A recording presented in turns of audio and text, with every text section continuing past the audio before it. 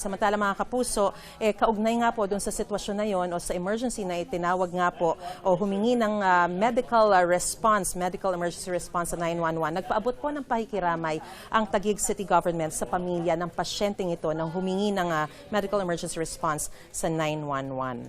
Ayon po sa viral social media post ng netizen, sinabi ng netizen na 10 minuto raw siyang tumawag sa 911 pero wala raw po aniyang sumagot dito. At na may sumagot daw, pinaghintay raw siya at may narinig pa siyang nagtatawanan sa kabilang linya.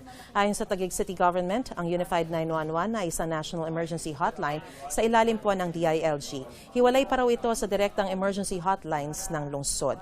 Paulit-ulit daw na tinawagan ng Taguig Command Center ang 911 dahil hindi eksaktong address ang natanggap nila. Pero hindi raw naibigay ang mga kailangan detalye para matukoy ang eksaktong lokasyon. Nagpadala raw ng ambulansya ang Taguig LGU sa Barangay Maharlika Hall para mahanap ang bahay ng pasyente. Doon nila na lamang dinala na pala ang pasyente sa Taguig Pateros District Hospital. Ginamit ang Patient Travel Vehicle o PTV ng barangay matapos humingi ng tulong ang kapatid ng nag-post. Pumanaw po ang pasyente sa ospital kalaunan. Kinumpirma ito ng netizen sa isang bagong post. May mga tumulong din daw na barangay responders.